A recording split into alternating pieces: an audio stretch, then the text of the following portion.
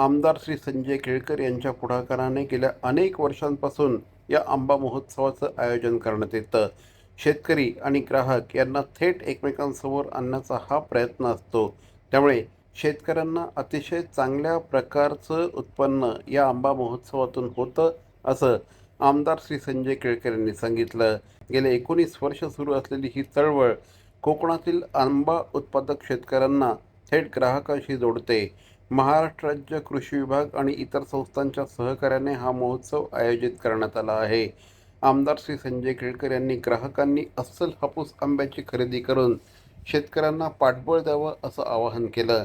या महोत्सवात कोणत्याही दलालाशिवाय थेट शेतकऱ्यांकडून आंबा खरेदी करता येतो. त्यामुळे ग्राहकांना दर्जेदार आंबा मिळतो आणि शेतकऱ्यांना योग्य मोबदला मिळतो. तरी ही एक चळवळ आहे की आंबा उत्पादक शेतकरी आणि ग्राहक यांना चांगला दर्जेदार माल मिळाला पाहिजे.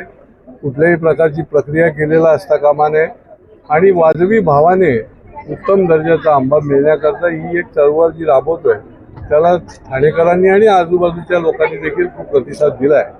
मला वाटतं मी ठाणेकरांना आवाहन करतो की आपण ज्या महोत्सवाची वाट बघत असता तो 1 मेच्या महाराष्ट्र दिनी कामगार दिनी हा आंबा महोत्सव दरवर्षीप्रमाणे सुरू झाला आहे.